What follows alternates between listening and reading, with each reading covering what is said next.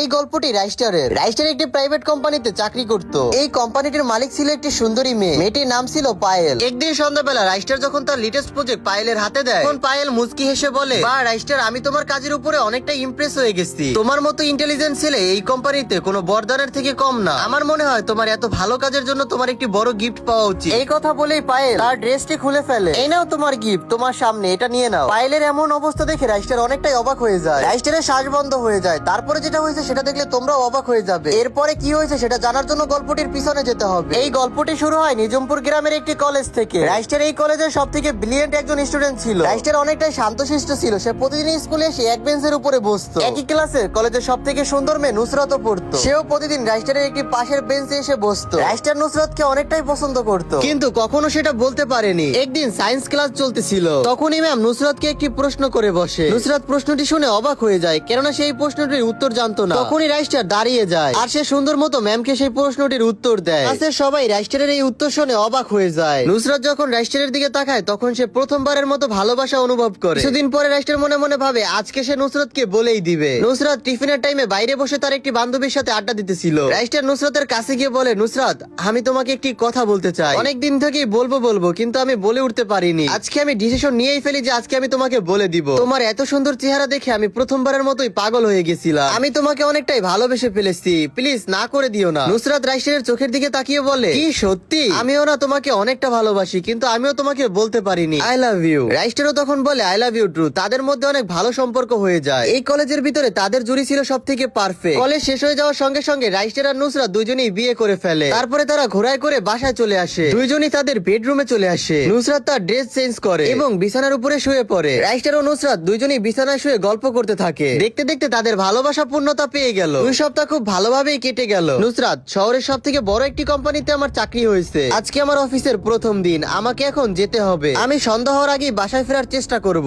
By, all the best রাইস্টার। আমি জানি তোমার প্রথম দিন অনেকটাই ভালো যাবে, সাবধানে যেও। রাইস্টার তার অফিসের দিকে রওনা হয় এবং আস্তে আস্তে করে তার অফিসে পৌঁছেও যায়। রাইস্টার অফিসের ভিতরে প্রবেশ করে এবং ম্যামকে বলে, গুড মর্নিং ম্যাম, আমার নাম রাইস্টার। কালকেই আমার সিলেকশন হয়েছে আর আজকে জয়েনের প্রথম দিন। পায়েলের লুক রাইস্টারের হ্যান্ডসাম এবং পার্সোনালিটির উপরে আটকে গেছে। প্রথম দেখাতেই পায়েল রাইস্টারের প্রেমে পড়ে যায়। পায়েল একটি মুচকি হাসি দিয়ে বলে, ওহ তাইলে তুমিই রাইস্টার, ওয়েলকাম টু দা কোম্পানি। আমার নিজের কাজ শুরু করো আর আশা করি তুমি অনেক ভালো কাজ করতে পারবে, আমাদেরকে নিরাশ করবে না। রাইস্টার তার মন প্রাণ দিয়ে কাজ শুরু করে দেয়। রাইস্টার কাজ করতে থাকে আর পায়েল তাকে একটু পরপর তার পাশে পাশে ঘুরতেছিল। কয়েক ঘন্টা রাইস্টার কাজ করার পরে রাইস্টারের যখন লেটেস্ট প্রজেক্টটা পায়েলের হাতে দেয়, পায়েল তখন অনেকটাই অবাক হয়ে যায় এবং রাইস্টারকে বলে, রাইস্টার, আমি তোমার কাজ দেখে অনেকটা ইমপ্রেস হয়ে গেছি। সত্যি কথা বলতে আমি তোমার প্রেমে পড়ে গেছি। তোমার মতো হ্যান্ডসাম ছেলে আমার জীবনের এই প্রথমবার দেখলাম। তুমি কি আমাকে বিয়ে করবে? এই কথা বলে পায়েল যখন রাইস্টারকে জড়িয়ে ধরবে, ঠিক তখন রাইস্টার তখন তার সব শক্তি দিয়ে পায়েলকে ধাক্কা দিয়ে মাটিতে ফেলে দেয়। রাইস্টারের মাথা রাগে লাল হয়ে যায়। রাইস্টার তখন রাগান্বিত হয়ে বলে, আরে ম্যাম, আপনি সব কি ফালতু কথা বলতেছেন?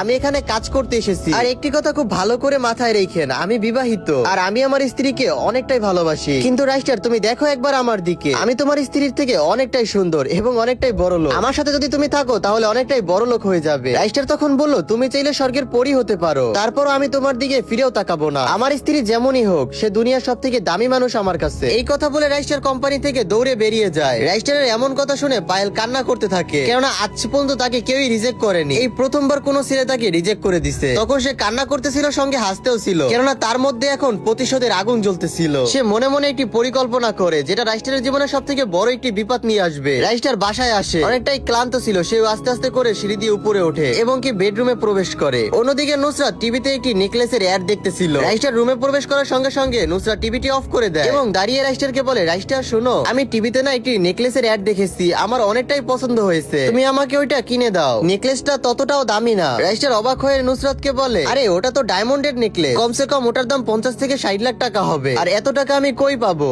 এখন আমার কাছে একটা টাকাও নেই, আমার তো মাত্র চাকরি হলো। তবে তুমি চিন্তা করো না, 2-3 বছর পরে আমি ওটা তোমাকে ঠিকই কিনে দিব। এখন তুমি তাড়াতাড়ি করে আমার জন্য কিছু খাবার বানিয়ে দাও। এই কথা শুনে নুসরাতের মাথা গরম হয়ে যায়। রাগের মাথায় নুসরাত বলে, যাও নিজের খাবার নিজে তৈরি করে নাও, আমার শরীর ভালো লাগে না, আমি এখন পারবো না। এই কথা বলেই নুসরাত দৌড়ে গিয়ে বিছানার উপরে শুয়ে পড়ে আর কান্না করতে থাকে। রাইস্টার হতাশ হয়ে যায়, যে নুসরাতের জন্য সে দুনিয়া ত্যাগ করতে পারতো, সেই নুসরাত একটি নেকলেসের জন্য রাইস্টারের সাথে এমনটা করতেছে। রাইস্টার মনে অনেকটাই কষ্ট নিয়ে রান্না করে সারাদিন অফিসে ডিউটি করে এসে আবার বাসায় বসে খাবার তৈরি করতে হচ্ছে। শুধু খাবারই না, ঘর ঝাড়ু দেওয়া, ঘর গুছানো সবকিছু এখন তার করা লাগতেছে। সবকিছু গুছিয়ে সে খাবার খেতে বসে যায়। এক নেলা খাবার পর সে দেখতে পায় তরকারিতে লবণ হয়নি, কিন্তু তার তার কাছে এখন কিছু করার ছিল না, সেই খাবারই সে খেয়ে নেয়। রাইস্টার মন খারাপ নিয়ে রুমের ভিতরে আসে। বেডরুমে প্রবেশ করে নুসরাতকে ভালোবেসে জড়িয়ে ধরতে চাইছিল, কিন্তু তখনই নুসরাত তাকে ধাক্কা মেরে মাটিতে ফেলে দেয়। আমার কাছে এগুলো ভালো লাগে না, বিরক্তিকর। এখন আমার কাছে ফালতু সময় নাই, তুমি থাকো, আমি বাইরে থেকে আসতেছি। রাইস্টারকে ইগনোর করে সে বাসা থেকে বেরিয়ে যায়। রাইস্টার এখানেই দাঁড়িয়ে ছিল আর সে কান্না করতেছিল। অন্যদিকে পায়েল একটি গুন্ড ভাড়া করে। গুন্ডটির নাম ছিল সাইফুল। সাইফুলকে সে 2 কোটি টাকা দেয় আর বলে যত টাকা লাগে আমার থেকে নিবে। তুমি রাইস্টারের গার্লফ্রেন্ড নুসরাতকে যেভাবে হোক তোমার প্রেমের ফাঁদে ফালাবে, তারপরে তাকে ছেড়ে দিবে। যাই হোক, আগে আমার স্বপ্নটা পূরণ হোক, এখন তুমি তোমার কাজে লেগে পড়ো। আর হ্যাঁ, ঠিক মতো জানি আমার কাজটা হয়। সাইফুল তখন বললো, আরে ম্যাম আপনি কোনো চিন্তাই করেন না, সামান্য এই বিষয় আমি এখনই কমপ্লিট করে দিচ্ছি আপনার মিশন। আমি নুসরাতকে এমন জলে ফাঁসাবো যে ও আমার প্রেমে পাগল হয়ে যাবে। আসলে পায়েল রাইস্টারকে নিজের করে পাওয়ার জন্য এমনটা করতেছে। অন্যদিকে সাইফুল তার সব থেকে দামি গাড়ি নিয়ে একটি ক্লাবে আসে। নুসরাত নাকি এই বারে এসেছে, সেই খবর পেয়ে সে এখানে চলে এসেছে। সাইফুল বারের ভিতরে প্রবেশ করার সঙ্গে সঙ্গে সে দেখতে পায় নুসরাত একা বসে বসে মদ খাচ্ছে। দেখতে দেখতে একটানা সে 2-3 বোতল খেয়ে ফেলে। সুযোগ পেয়ে সাইফুল তার কাছে যায়। হ্যালো কিউটি, এত সুন্দর মেয়ে এরকমের মদ খাচ্ছে যেটা আমার বিশ্বাস হচ্ছে না। মেয়েদের জন্য এত মদ খাওয়া ভালো না। যদি তুমি চাও তাহলে আমরা অন্য কিছু করতে পারি। কি বলো তুমি? তুমি কি আমার গার্লফ্রেন্ড হবে? নেশার ভিতরে নুসরাত তার দামি গাড়ি আর তার গেটআপ দেখে তার উপরে ফিদা হয়ে যায়। বাহ, তুমি তো অনেক হ্যান্ডসাম, তোমার সাথে কেন না আমি রিলেশন করব? আই লাভ ইউ টু জানো। দুইজনে একসাথে সোফায় বসে মদ খাওয়া শুরু করে দেয়। নুসরাত আস্তে আস্তে করে সাইফুলের পুরো প্রেমের ফাঁদে পড়ে যায়। তখনই সাইফুল তার শেষ চাল চালে আর বলে, নুসরাত জান আমার, আজকে আমরা অনেক মজা করেছি। যেহেতু তুমি আমার গার্লফ্রেন্ড, তাহলে তোমাকে একটি গিফট দেওয়া তো আমার উচিত, তাই না? নুসরাত তখন বলল, কেমন গিফট জান? তাড়াতাড়ি করে আমাকে দেখাও, আমার তো আর তস হইতেছে না। তখনই সাইফুল নুসরাতের হাতে একটি লাল বক্স দেয়। নুসরাত বক্সটি খুলতেই অবাক হয়ে যায়, কেননা তার ভিতরে তার ড্রিমের সেই নেকলেসটা ছিল। যেই নেকলেসটা সে টিভিতে দেখছিল, সেই নেকলেসটাই এখন তার হাতে। নুসরাত খুশিতে এখন অনেকটাই আত্মহারা হয়ে যায়। কোনো কিছু চিন্তা না করে নুসরাত সাইফুলকে জড়িয়ে ধরে। অন্যদিকে পায়ে সেই ক্লাবের সিসিটিভির ফুটেজটা তার কম্পিউটারে নিয়ে আসে আর বুদ্ধি করে এই ফুটেজটি রাইস্টারের কম্পিউটারে পাঠিয়ে দেয়। রাইস্টার কম্পিউটার ওপেন করতেই যখন এই ভিডিওটি তার সামনে আসে, তখন তার মাথার উপরে আকাশ ভেঙে পড়ে। রাইস্টার তখন বলল, এত বড় ধোঁকা হলো আমার সাথে। নুসরাত, তুমি আমার ভালোবাসার সাথে এমনটা করছো, আমি তোমাকে কখনোই মাফ করব না। সন্ধ্যা হওয়ার সঙ্গে সঙ্গেই নুসরাত বাসায় ফিরে আসে। বাহ, কোথা থেকে এলেন ম্যাম? শুধু একটি নেকলেসের জন্য তুমি অন্য কারো হয়ে গেলে?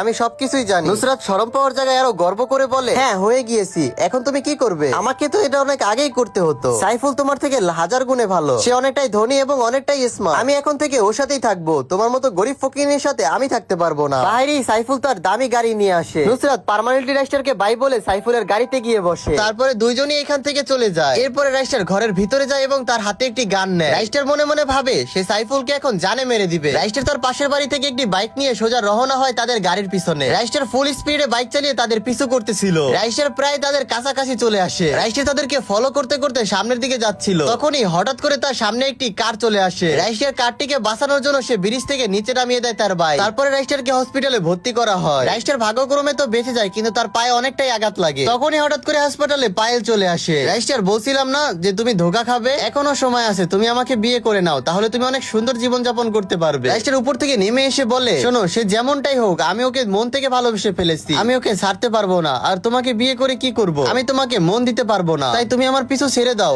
আমি গেলাম। রাইস্টার সে কোনো ব্যথা অনুভব না করে এখান থেকে চলে যায়। হসপিটাল থেকে বেরিয়ে রাইস্টার নদীর পাড়ে যাচ্ছিল। যখনই রাইস্টার ক্লাবের বাইরে থেকে যাচ্ছিল, তখনই ভিতর থেকে সে একটি আওয়াজ শুনতে পায়। কণ্ঠটি রাইস্টারের অনেক দিনের চেনা। রাইস্টারের আর বুঝতে বাকি ছিল না যে এটা নুসরাতের আওয়াজ। রাইস্টার দৌড়ে ক্লাবের ভিতরে চলে যায়। ভিতরে গিয়ে সে দেখতে পায় নুসরাতকে 2টা গুন্ডা আটক করে রেখেছে। গুন্ডা 2টা নুসরাতকে টিচ করতেছিল। রাইস্টার জোরে চিৎকার দিয়ে বলে, এই এদিক তাকা। গুন্ডা 2টা বলে, কি হয়েছে? এরকমের ছাগলের মতো চিল্লেছিস কেন? রাইস্টার তখন বলল, মেয়ের গায়ে হাত দেওয়ার অধিকার দিয়েছে কে তোদের? তাড়াতাড়ি করে এখান থেকে পালা, না হলে জানে মেরে দিব দুইজন। ওর জামাই 2 লাখ টাকা ওকে আমাদের কাছে দিয়ে গিয়েছে। যদি তুই ওকে বাঁচাতে চাস আমাদের হাত থেকে, তাহলে 2 লাখ টাকা দিয়ে দে, তাইলে আমরা ওকে ছেড়ে দিব। রাইস্টার কোনো কথা চিন্তা না করে পকেট থেকে 2 লাখ টাকা বের করে তাদেরকে দিয়ে দেয়। তোমাদের টাকা পেয়ে গিয়েছে, এখন তাড়াতাড়ি করে ভাগো এখান থেকে। গুন্ডা 2টা এখান থেকে চলে যায়। নুসরাত জোরে জোরে কান্না করতেছিল। সে দৌড়ে রাইস্টারের সামনে আসে আর বলে, রাইস্টার, আমার অনেক বড় ভুল হয়ে গিয়েছে। আমি টাকার নেশায় এতটাই পাগল হয়ে গিয়েছিলাম যে আমি তোমার ভালোবাসাই ভুলে গিয়েছিলাম। রাইস্টার নুসরাতকে বলে, কোনো সমস্যা নাই নুসরাত, আমাদেরকে আলাদা করার জন্য এটি একটি প্ল্যান ছিল,